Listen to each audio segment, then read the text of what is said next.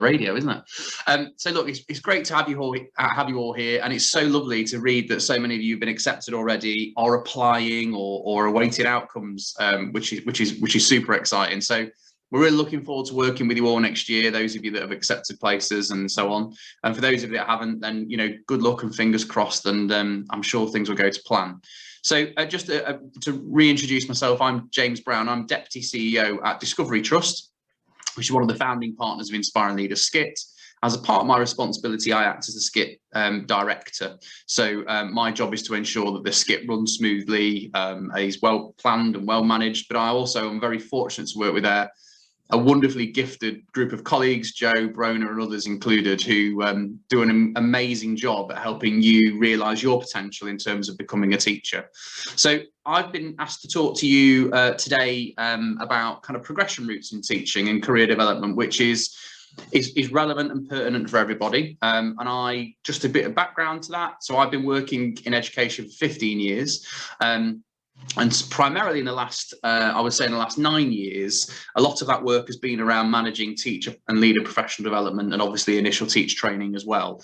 So a lot of the information I share with you today is based on my experience, a little bit of research, but also just some sort of top tips. And then today, I'm also thrilled to be joined by Tracy Laura, who's the head teacher at Enderby Danehill School in Leicestershire. And Tracy is going to be sharing information about her story and her journey in teaching and through her professional development career. And also Laura Bacon, who is a former graduate of Inspiring Leaders Skit. And Laura is with me. I'm just seeing that in the chat bar at the bottom. So hi, Laura. And Laura is she'll tell you, but I suspect, although it makes me feel really old, is in her 3rd or 4th year of teaching now, and about what that feels like as an early career teacher with regards to sort of professional development. 3rd, that was a good guess. It's making me, I've had 2 children in that last 3 years, so that's why I'm feeling old. Okay, so I'm just going to share screen and hope that these slides pop up. Let's have a look if I can take this from the top. If I can just ask Joe and Brona to manage the chat bar for me, that would be fab. I'm going to make a start at sharing. So welcome. A little bit of agenda. So what we're going to look at today, why you're in such good hands, what research tells us about teacher development. So things that you might want to be taking away and thinking about. And quite a lot of what I'm going to say today is some of it is a now and some of it is a next. So it's thinking about what teaching and your career progression looks like in the next few years. What professional progression routes are available in teaching, how you can take responsibility for your own learning and how that's absolutely critical that you do so, what career planning might look like and feel like, and then, as I say, Laura and Tracy, some accounts of practice and top tips, and then a bit of a Q&A if you guys have got questions. So let's get straight into it. So teaching there is no question, the best career choice in the world. And I know that Tracy and Laura will attest to that. And there's just a lovely quote here, which I got from Unleashing Great Teaching, which is a really great book by David Weston and Bridget Clay, which is, we get into teaching because we're fascinated and delighted by watching the light bulb start glowing as children learn, or watching the sense of accomplishment and joy as a struggle turns to a secure skill. And that really encapsulates why teaching is just the most amazing career path you can possibly consider. But more than that, I'm slightly longer in the tooth now, but I've got lots of friends that work in industry who just don't feel that their professional development is ever really well thought through, well mapped. It's very outcomes focused and a bit sort of, it lacks passion and engagement. And I think where schools really, and I say historically, but certainly are getting it more right than ever, is schools really cater for your professional development, I think, of the best in any industry. And I say that there's some incredible practice going off in the medical sector, as you will all know, and doctors are incredibly well looked after, but I think teachers get an incredibly good deal. And the thing that I think backs that up even further is a little bit of evidence, which is this. So this is a study by a group of colleagues, and the reference at the bottom, Alton and a few other colleagues, that talked about how school leaders can really genuinely realise the impact of their investment and their resource investment in school. So what is it about their leadership activity and behaviour that generates the best outcomes for pupils? This is quite a famous grid here, and as you can read through these in your own time, whether it's about goals and expectations or planning, coordinating and evaluating teaching and the curriculum, whether it's about orderly and supportive environments. But you'll see the most significant effect size here is about promoting and participating in teacher learning and development. And so that massively sits on your side in terms of being aspirant teachers, because leaders know that if they invest in really great quality learning for you and encourage really great quality learning, the outcomes for pupils will come. And I think that, aside from any other industry, is a really strong message for you guys to know. But in addition to that, this is one of my favourite quotes that I use in quite a lot of slides, and we have this actually on the wall in our office, which is a quote from Andy Buck in his book Leadership Matters, the book I've got in front of me here, which is what is clear about all highly successful organisations, including schools, is the fact that they share a strong sense of commitment to enabling all members of staff at all levels of the organisation to develop as professionals, and thereby continually improve their performance. And I think that for me, that message personally, that really strikes a chord with me, and I know it will with Tracy, and I know it will increasingly so with Laura as she progresses into leadership and so on. But I think we've got to be committed to this sense of learning. We've got to be committed to the sense of providing people with professional development space, because that's ultimately how we get better at what we do. You don't ever hear of an Olympic athlete say, well, it was just by chance I happened to get here. It's through really focused, well thought through training, trialing and practice. And that's how we get better at what we do. And that's ultimately how we get the best outcomes for our children within our schools. So the research, what does it tell us? So this is a piece of work, and you can find this on the Teacher Development Trust website. What does research tell us about teacher development, and what's effective in terms of teacher development process? And so again, what I've done here is I've bolded out some statements for you. That we know that the teachers that are most likely to improve are most likely to improve when they are sustained in improvement programs. Sustained, so it's an improvement program that takes place over a longer period of time, or incidental smaller pieces of development that feed into a bigger picture. Their experience, needs, and the vision of the pupil's success is taken into account during the development process, rather than it being this sort of one size fits all, let's go and listen to or hear from someone that's saying something really interesting. How are you focusing your professional development on what the pupils in your class and your school need? And that's often why schools take such a strong lead in managing their own professional development, and people like Tracy are thinking very carefully about how they strategically plan the time that they're giving their teachers to learn, and what it is specifically they're doing to try and generate best outcomes for pupils and give them the best chance in life. They get the opportunities to discuss with each other both the theory and the practice of new ideas, and to test those practice and outcomes in ideas in classrooms, and then see practice expertly modelled, and then receive expert feedback. And you can see the process there, can't you? Discuss, test, see how it might work, modelled by an expert, receive feedback, and continue, and go round and round. And that's how practice improves over time. And during your training year, that's exactly what will happen during your talk program, from your visits, from your feedback from your class mentors and learning coaches, from the modelling that you'll see as you visit teachers in their own classrooms and own settings, and then to hear that feedback from Phil, Russin, Adam and Lisa and the colleagues, depending on which cohort you've joined. And then finally, they are clear on an intended impact on development upon pupils, and they use formative assessment to gauge the impact of ideas and practices. Adapting their approaches with expert guidance accordingly, they engage in process both of challenge to disrupt and then to deepen and extend their thinking. So again, not to get too much into the detail there, but some really key phases, isn't there? Sustained improvement programs, connecting it to the vision of pupil success, discuss, test, learn, model, feedback, all these sorts of things. And this language is going to become really common within your training year. And actually, I would say, and Joe and Brona and others will support this, very much is about the way in which the programme that you're joining with Inspiring Leaders is designed to enable you to be as effective as possible by the end of your training year. So well worth having a look at that website if you want to know more. TDT do some wonderful work. And I just thought it was a really nice, succinct way of describing the research behind teacher development. So professional progression and development. You can tell I've got young children. You've got a Hey Dougie badge on here. Those of you that don't know Hey Dougie is well worth looking at. But effectively, Hey Dougie is a big dog who acts a bit like a sort of Cub Scout leader or a Brownie leader, and collects badges and giving badges. And every episode is about learning a new skill, which is a bit like every day in my house with my children, and every day as a teacher with your class. So we all take a different journey in teaching, and following your passions and interests and making sure that you discuss these with your leaders is absolutely critical. And it goes without saying that every school in our trusts, every school across the Inspiring Leaders Partnership provides a wide range of professional progression routes for new teachers. There's no one path for teachers, which is why I think it's such a wonderful progression to be in. You know, I think you compare that to sort of, you know, training to be a bus driver or training to be an accountant, and it's a fairly linear path in many ways, but teaching's just got such a breadth of skills that are needed and required to be supportive. And I can think about Dave Miller as an example of that in my experience within the Discovery Trust.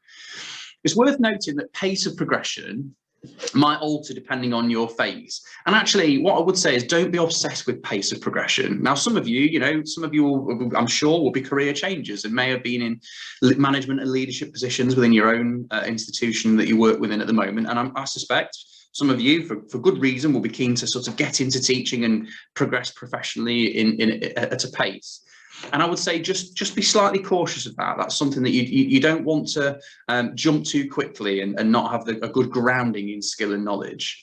And what I mean by the phase is that you need to expect that for those of you that are training at secondary and those of you that are training in primary, there is a lot of data that supports that progression in primary tends to happen a little bit more quickly. So on average, the average age of primary head teachers is likely a little bit lower than the average age of secondary head teachers. It's just something to give thought to. And that's to do with the size of your individual school, the number of pupils, the number of roles, etc. So it's not to say it can't happen quickly. I know 30-year-old secondary school head teachers. My cousin is a 28-year-old deputy head teacher of a secondary school.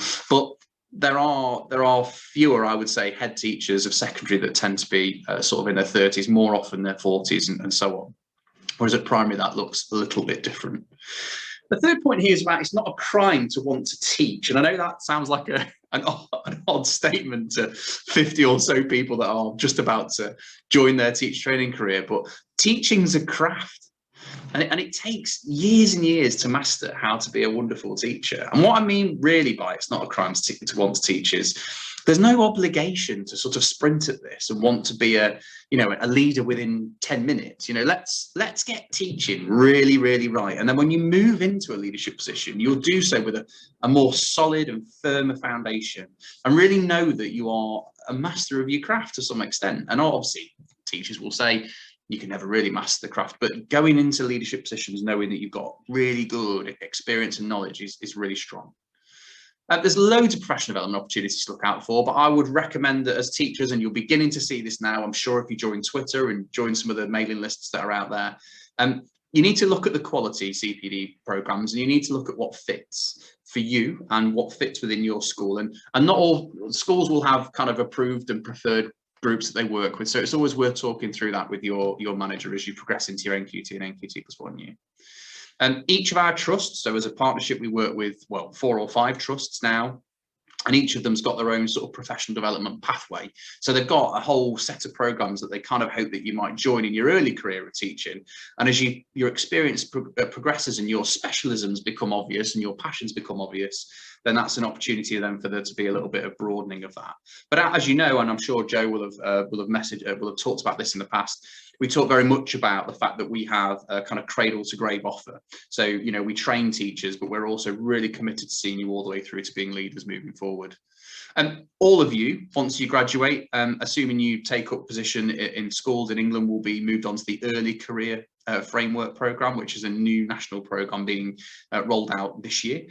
So what you know is you're going to get a fairly equitable and good quality offer for new qualified support. So what we'll make sure is that that transition from being a trainee into being a newly qualified teacher is smooth and well thought through. And then really, really importantly, this final bullet point, which I can't see because of my menu bar, but as a partnership, we have 2 of 87 teaching school hubs within our group. So the Flying High Partnership and the Red Hill Partnership are both teaching school hubs. And that's a very recent national designation where the Department for Education has ultimately identified a number of schools across the country that they want to take a lead on CPD. And we have 2 of them, so 2 of 80 sit within our partnership. So I think that just speaks volumes about the credentials and the quality within our group.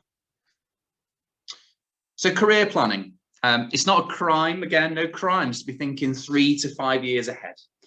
In fact, it's your responsibility, and making sure that you think about your ambitions and next steps, because you need to think about how you're going to go about realize them. And I've done a little bit of work on career development and career planning in the last 8 or 9 years. And it's quite staggering how few people feel confident enough to be able to talk about it, to be honest. It's a bit of a sort of a moot topic. And actually, I think it's probably quite a British thing, is that we're not particularly good at sort of sitting around and going, in 3 years, I'm going to, make £1 million, or I'm going to X, Y, and Z, or we're just not really naturally that way inclined. But it's a really positive thing to be thinking about what 3 to 5 years ahead might look like, because, and that might be a personal thing, that might be a career thing, and that might be it might be to do with what you want to achieve within your school. And I say in any profession, it's a really important thing to be able to give that some thought. And that might sometimes slip off your radar. And I would say particularly that might slip off your radar in your first few years in the profession, because you will be busy. It's a really challenging and stimulating and engaging few years, but career might just not be the main thing on your mind a lot.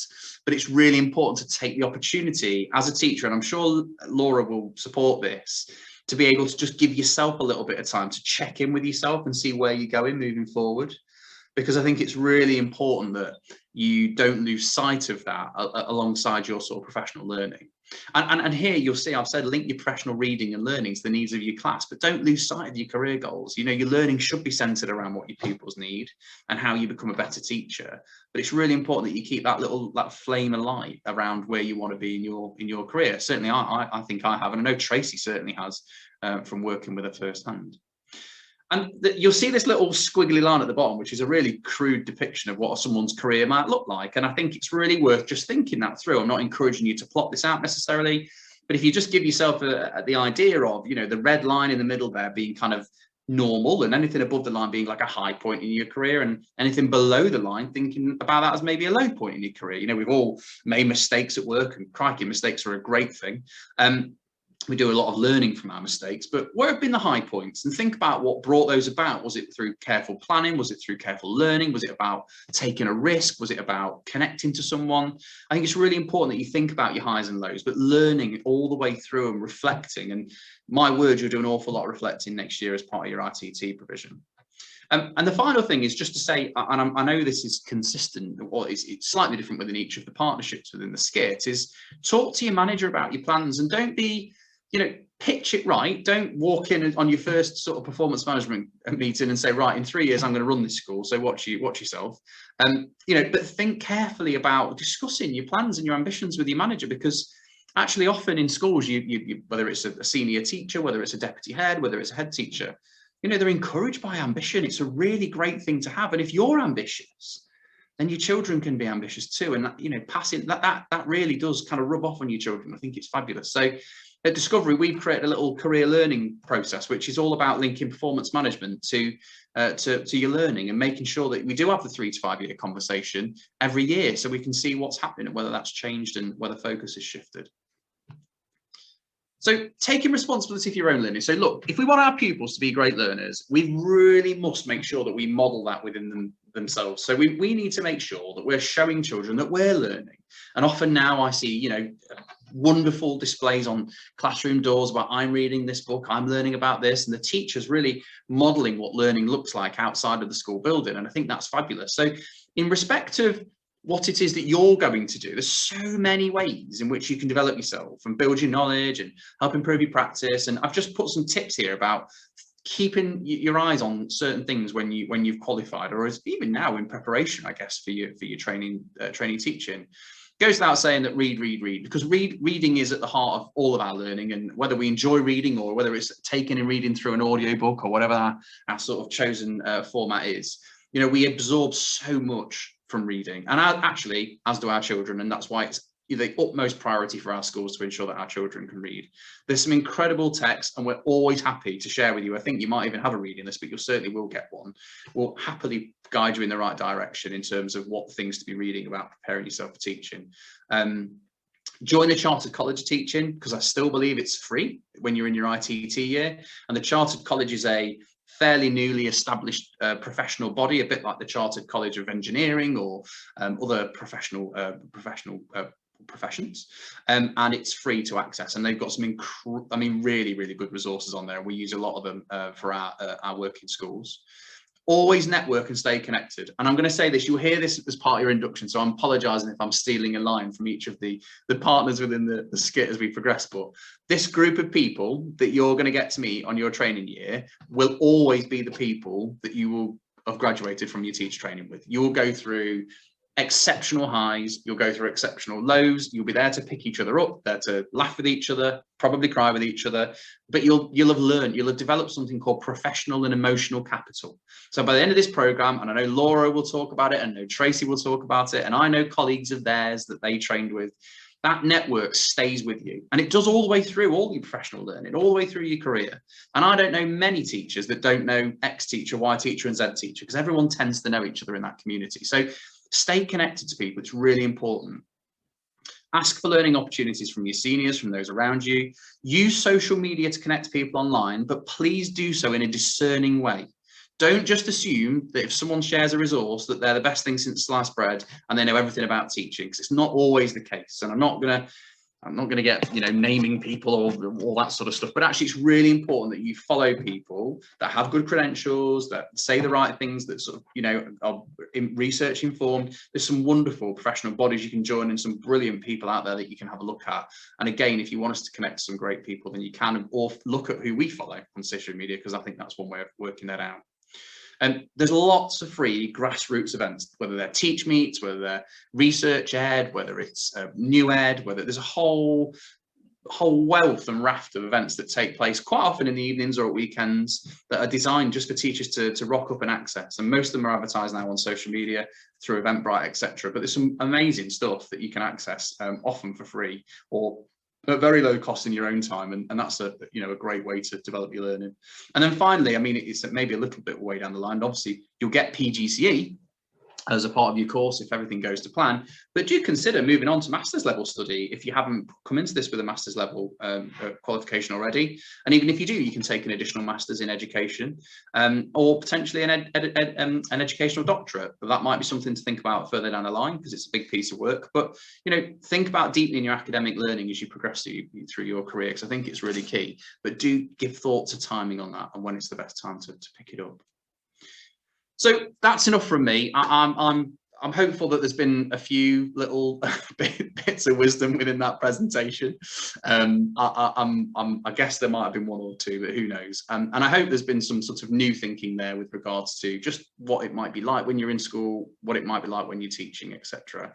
So I'm gonna stop sharing now. I'm gonna invite Tracy, I believe, first, to turn her camera on and say hello to everybody, and then Laura also, and to tell their story about their route into teaching and their route beyond training to be a teacher, and what's happened with them so far. So hi Tracy, hi Laura. Hello, we are both together, but obviously socially distancing, and I appear to have my recruitment fair background on, which I cannot change, so you'll have to... Don't worry. Welcome everybody. It's really nice to meet everybody, and well, I can see a few faces, but hopefully I will get to know you more next year, because I lead on the send and behaviour and for the ICT training. So lots of you will come to Dane Mill, some of you might have placements here, and like James said, and I'll probably briefly talk about it anyway, networking really is key. Because I think that's been the most constant thing throughout my whole teaching journey so far, and it's how Laura and I first got started, and now she works here. So it really is something that you need to embrace. So in terms of my journey personally, and then we'll move on to Laura's, was teaching in a different school, went into subject leadership, and then met James, and then obviously everything all started happening, didn't it, James? So was offered a secondment to Dane Mill for a year, and never left. So began, got a position as a specialist leader for behaviour and attendance, and that very much was through personal passion. So had started reading around the subject, had a really difficult NQT class, but it was all about reflection. So I'd reflect on a behaviour strategy, I'd note down what I needed to change, things I needed to trial, and it was really powerful in terms of my class at the time. And then I started networking around it. So I'd offer ideas to other people, they'd offer ideas to me, and it really was that two-way process, which we still look throughout, which has been really powerful throughout the whole of the journey. Then became a specialist leader supporting other schools, stayed at Danemil, got used to being Key Stage 1 coordinator after subject leadership, and leading that little bit of a bigger team became massive challenges. Supporting your own journey in your own classroom is one thing, but then leading it in I think it was 4 classes at the time, and then we had EYFS 2, so I was leading it through that, really working with other colleagues within the trust, and again networking and working well together. Stayed on at Danemil and then became acting head teacher, and then head of school and then head teacher. So it was a really, James talks about it's not a crime to stay in the classroom, and I absolutely believe that. And I think if you're looking at my journey, it was quite speedy, but that isn't typical. So when you are liaising, when you're looking at different options, you really need to be chatting to people. I know that I've written down my consistent factors, and that was supportive colleagues with the first off, because you need to have those conversations during your performance management, what you're looking at, what you want to make sure that you become an expert at, really learning your craft. And it is a skill to learn. So throughout the whole of our journeys, and Laura will attest, I always talk about it being a skill, and it's something you have to learn, it's something you have to refine, and it's something that never stops. So learning, I will read anything that I can get my hands on, but I'll also share. So we went around before anything like BrewEd or anything like that. We started looking at teach meets right at the very beginning. And again, James, it must just be that together we create different things. But the first teach meet we did was massive. We threw out free CPD, and we had so many people attend. It was brilliant because it was all things that we'd learned in our classrooms that we wanted to share. And that is so vital, because you need to hear it from people that are in the classrooms and learning. So throughout the whole of your next year, get in there and talk to different people, talk to teachers, observe. But a big thing that we have, and we have in Danemil, is that it's two-way. So you'll go and observe people, they'll come and observe you, and learning those different, I've written down golden nuggets of moving around. It'd be really useful to keep in. I've talked about career development plan, and you briefly touched on it as well, James, and Laura might talk about it a little bit further. But thinking about your 3 to 5 year plan can be really scary when you're right at the beginning, or even now. Where do I need to be in 3 years? Sometimes I need to struggle thinking about to the end of the week, never mind 3 years time. But that's where your really positive line manager comes into play, or the person that's leading you, so you can think about what it is you want to do and where you want to be. So in terms of things that we've put into school, what we like to do is, one, learn. So thinking about our CPD offer, it starts with a very strong CPD offer in Inspiring Leaders, and again Laura will attest to that. We talk about on the skit, there's so many different options, so many different things we try and discuss. We try and get sort of, well, I'm looking at Laura now, you can't even see her, but we really have great debates on the course, which is fantastic. And then it leads through into school, and that offer is really strong.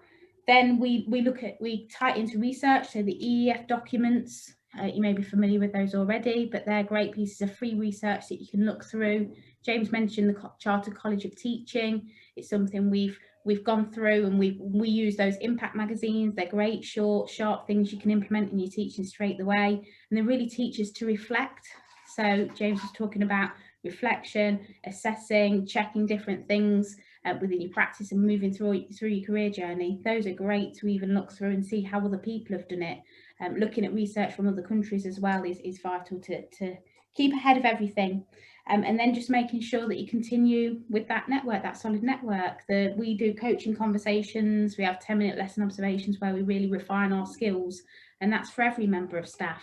And it's for me as a head teacher to release people to have that time to think through different things. So utilising your NQT time, your RQT time, and any PPA release time that you have moving forward. And then the 2A observations that we had. So career journey, started class teacher. I say ended as head teacher, but I tell you now it won't be the end, because because there's always ideas in this brain. So keep networking, keep talking, and enjoy. It really is the best job ever. And I am biased on that. So, Laura, any questions, James? Anything you want me to touch on further?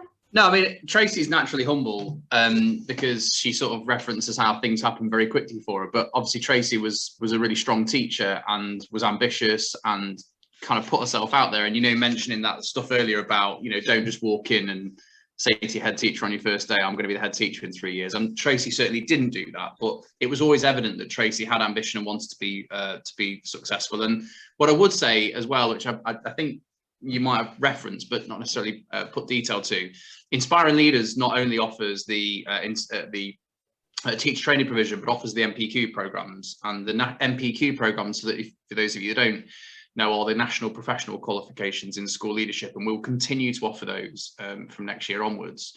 And Tracy, I think you became the first graduate out of about 3,000 people that have accessed those programs with us.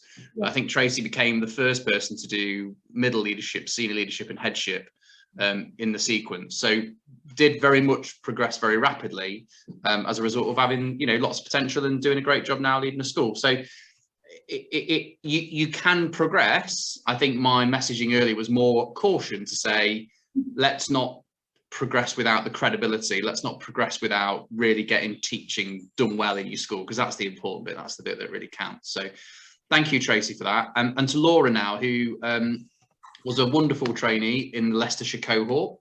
3 years ago, Laura, now. And then Laura, over to you on your story. Thank you, James, and hi everybody. It's lovely to see you all. Well, like Tracy said, see some of you. And obviously, while you're all really early on in your kind of education journey, and as James said, I'm kind of 3 years into teaching now. I'll backtrack a little bit further than Tracy did. So I started out, I did my degree in psychology, and then I got a job as a teaching assistant, like an SEN support, working at one of the trust schools actually. So that's how my journey started, at one of our schools in the trust in Discovery. And then I went on to do my teacher training, where James, funnily enough, interviewed me to get onto this skip. So that seems strange now. And then from there, I got a job, obviously, within our trust. The Inspiring Leaders itself, to qualify as a teacher, is absolutely fantastic. I can't, you know, praise it enough. It's been brilliant for me in terms of my professional journey. I didn't know I wanted to go into teaching. So some of you probably will have changed from a different career path. Some of you may have known you wanted to be teachers since leaving school. But they've been so supportive all the way through your actual skip, but then beyond as well, which I think is the key point to also think about, because yes, we want to think where we're going to be in 3 to 5 years time, but we also want to know that throughout that time we're going to get the support and the help that we need. As James mentioned earlier, the people that you meet on your skip training will probably be there with you throughout. There's still so many of my friends that hopefully now we'll be able to meet up soon, but you know, we've still got those WhatsApp group chats which you will make on your skip training. And even now, 3 years into teaching, you know, we still have those questions. You know, you're still learning every single day. I mean, you'll be nervous about those observations that you have whilst you're doing your training, but as Tracy mentioned, it's something that continues throughout all of your teaching journey. You never finish learning, and you're always crafting and trying to improve. And as long as you want to improve, you will still maintain that being a good teacher. So I came into here at Dame Mill, completed my NQT year, where again you get that fantastic support from the Inspiring Leaders, where you'll go on different NQT days where you'll get to choose, which is another fantastic part of our program, where you can choose specific areas for you that you feel that you need to develop as a teacher from all the things that you've learned on your actual training. And then that moved into our RQT year. And again, you get more training through your Inspiring Leaders with that as well, which again, you adapt and tailor to what you feel like you need and those areas of development. So in my RQT year, we then take on some subject leadership. So I took on art and DT at the time. It's also worth mentioning that from my TA days, I was MAPA trained at one of our schools, and luckily Inspiring Leaders were fantastic in order to maintain my training, which is now in my RQT +1 year, so my 3rd year of training. I've actually this year trained to be a MAPA instructor, so I now train all of our MAPA team across our trust, so across our 13 schools. So I've been really lucky that, again, as through the Inspiring Leaders and through our school and our trust, we've been able to kind of continue my journey in terms of that as well. This year I've also taken on more subject leadership for PSHE as well. Sorry, thank you, James, for explaining what MAPA is to those people that didn't know. Yeah, so PSHE as well this year, and also become an aspiring middle leader. So again, as James mentioned, to do with the professional qualifications of going through middle leadership, senior leadership. Hopefully that will be my next step, will be then going on to do the middle leadership in hope that someday I'll get to qualify as a Senko. That's kind of where I would like to go from here moving forward. So I think Tracy's really picked on some really key points about networking and those supportive colleagues. So having those people around you, the people that you'll meet on the course, making sure you keep those connections with the people through the Inspiring Leaders as well, is so important. Get out there, get talking to people, because I think that is really the main thing. And then obviously through social media as well, we will talk a lot about social media on this skip. Get on Twitter. It's honestly been the best thing, I think, for me in terms of my professional development. It's opened me up to so much wider reading, but also to different events. So the Brewed events, Emma Turner, who was at Inspiring Leaders, she organised New Ed, which was for new teachers or people new into education, and that was absolutely fantastic, where I got to meet some of the most fabulous people who you know, we still maintain in touch with, which was great. And yeah, just really just get out there, talk to people, and just enjoy it. And if you don't want to move through that, I think what James was saying, you don't have to feel like you have to move through to leadership. If you just want to be a good teacher, there's nothing wrong with that either. Don't feel pressured like you've got to go to that stage just yet. Take your time, like they say, enjoy learning, enjoy your craft, and enjoy teaching the kids, because that essentially is what you're all here for at the end of the day, is to work with those children and to make that difference. Absolutely. Thank you, Laura, and thanks, Tracy. And yeah, no time like now for enjoying the presence of your children, because they really need it, having had such a long time and such a disrupted year. So that was really great to hear about your story. And as you can tell there, going back to everyone's going to have a slightly different path. Obviously, Laura has chosen to go down a sort of pastoral SEND support route, and that's something she's obviously very passionate about. And Tracy's really well positioned to be able to facilitate that, having got a track record and a really deep knowledge around kind of behaviour and inclusion and SEN. So, you know, that's a really good match. But I think what for me strikes in both Laura and Tracy's case, and I'm guessing you'll be picking this up as well, is this degree of, you know, optimism, of ambition, of kind of give it a go, you know, this positivity that sort of comes out from their outlook towards learning and towards progression. And I think I would encourage that in all of you as time moves on. So I think that's about it from me, certainly. We can open the floor up to questions. I think we use the hands up function, or I'm happy to take questions out of the chat bar if anyone feels that they've got to at this stage.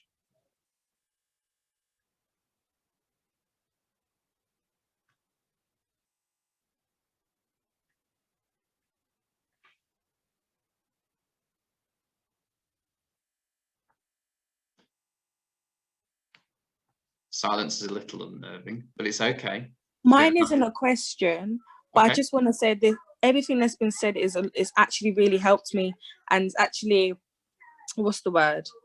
Made me think, okay, I don't just have to go into one particular field. I can just choose which one I want to go into. So like I'm being pushed into one, like a certain one. In terms of a school? Yes, like yeah, within a school. Like, for example, you could be like a TA, or you can be an SEN. It's not like I'm being pushed to just be a teacher assistant or a teacher. I can go into different. Do you know what I mean? Yeah, I mean, really good. I think that was Tiana that was speaking that. A really good point. And just to say as well that, you know, obviously in the main, you guys are aspirant teachers moving on to teacher training, but you know, it's a bit sort of corny, but as a trust, we sort of talk about one trust, endless opportunities, or I certainly do. People don't necessarily, because that's quite a cheesy line.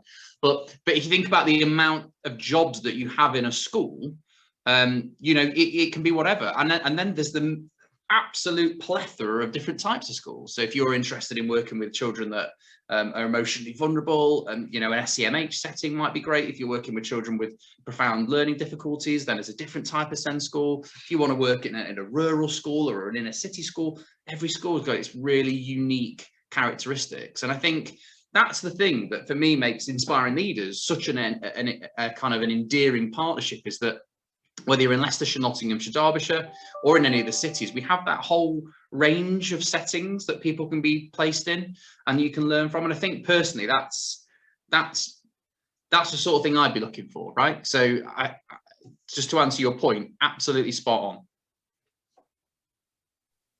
Thank you. Thank you.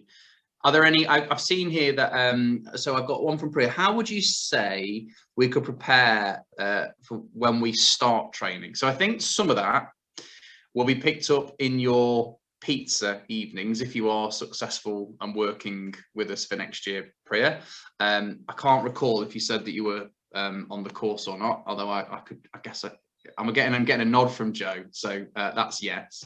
So I absolutely recognise where that question comes from, because I'd be starting to get a little bit kind of, come on then, tell me, where do I get stuff? But they're very soon. I mean, I think Leicestershire's next week, so you're going to find out fairly soon how you can get prepped. I would say at the moment, just buy folders, all the stuff that we talk about. We try to take things online, but just keep reading and keep connecting to us. And Laura's put her email up there, which is a really helpful thing, and I'm sure Laura will have some pearls of wisdom. It wasn't that long ago, although you know those memories will be painful and exciting. But if you want to email Laura, I'm sure Laura will give you her helpful tips. Unless there's anything you want to share now, how to prepare for your training year, Laura. Hi, yeah. So in terms of preparing, I think honestly, I'm such an organised person that I felt exactly the same. I didn't know what was happening. I just wanted someone to tell me. But honestly, I don't think there is a way. I think it's just buy folders, like James said, get your stationery organised. Post-its. Always a good one. But I think just generally, I would say make a Twitter. That would be one of the things that they would probably say. A professional Twitter, may I add. Yeah. That one you can just have just to follow people in education, follow schools around your area, even things like that. Follow Inspiring Leaders, and you'll often see some of us pop up on there. And I think just read around things that you're interested in, but honestly try not to worry. I've just seen someone said about printing and laminating teacher standards. Yeah, get to know your teaching standards. So that is helping you to do all that as you go, and they will do that in the right kind of way and introduce it, and don't feel too overwhelmed, because I think it's easy to feel overwhelmed straight away. But honestly, just go with it, and they'll introduce things as and when you need to start thinking about it. But it is good to get used to your teaching standards and understand what we're saying by that and what we mean by that. But yeah, just don't stress too much. So just on teach standards, I would agree. And since Laura's trained, which is only 3 years, there's been a little bit of a shift. So a lot of your assessment during the programme will be assessment against our curriculum. So teach standards are really important, obviously, and you will be kind of summatively assessed against them at the end of the course, which is ultimately how you'll qualify. But there's other things like the ITT core content framework, which I think Joan might be able to post a link to in the chat bar, or Brona. There are other sort of complementary learning materials. And I think Jo might be able to send on, if she hasn't already, she may well be able to send on like a little information sheet we've put together about how to prepare to teach, and a checklist, etc., which you might have seen. And while some of those require time in school, they don't have to. You could probably contact school and do some of that sort of over the phone or virtually if you get the right and willing participants, Tracy and Laura. So if see how that goes, see which partnership you're working with, and that's something we could try and facilitate. Priya, are teaching standards the same for general primary as they are for early years? Yes, they are, and the same in secondary. Teaching standards are teaching standards. Priya's just bought a laminator, which is fabulous. So if you want your laminating doing, if you send it around to Priya's, we'll post, no, we won't post her address later. Fabulous. So I think, unless there's any other questions, I think we probably ought to bring the session to a close there. Obviously, subsequent to today, you can pop your questions into our guillotine as well. Don't buy a guillotine. You can send your questions into Joe or Brona, myself, Tracy, or Laura, and we'll happily pick up any questions off the back of today. I've got Polly's hand up though, just before I'm just looking around. Polly Bright. I just wanted to ask quickly, if you don't mind, is there somewhere where there's a list of all the different kind of specialisms?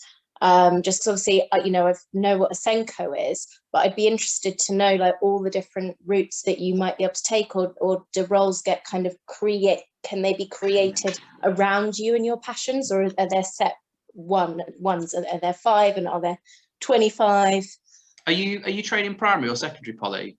Primary. Primary. So I think a good place to start, if I'm honest, is any primary school's website. Start with Day Mills, and if you go onto that website, any school website, you go on the staff list, and often on the staff list it will tell you who's responsible for what in school, and that will give you a bit of a view of the types of roles. Now, obviously, every primary school goes about leadership in a slightly different way, depends on the cohort and leadership style, etc. But in general, in primary, you're going to have, as you would in secondary, you'd have a department lead or a primary subject leader for each of the core subject, or each of the subjects across the school. You'll have a Senko, you'll have someone that's responsible for you guys and teacher development. You'll have a PE sport premium leader, you'll have a pupil premium leader. There's a whole range of roles, and that's quite often visible through the staff list, and you can start to see what those look like. What I would say, you might not have the time and commitment to look at it, or give it much time next year. The other thing, to being a school governor is not a bad thing either, at times, because it gives you a view of a school from the other side, from a sort of an objective kind of accountability point of view. Whilst you might not have that much time to commit to it next year, that might not be a bad thing just to have a look at. Great, thank you. Okay. Okay, any more hands, any more questions? And I think that's us. Joe? There's nothing more in the chat box, so I think we're done. Thank you for coming, everybody. We hope you found that really useful. We've got a great big list of interesting information to send out to you tomorrow morning, so look out for that. We'll pop all those documents in and various links and things, but as always, you know where Brona, myself and the wider team are, so please don't hesitate to get in touch. If we can't point you in the right direction, we'll always know a person that can, and we'd be absolutely delighted to get back to you and help you. So hope you really enjoyed it. We've got another one coming up. Is it next week, Brona? I think.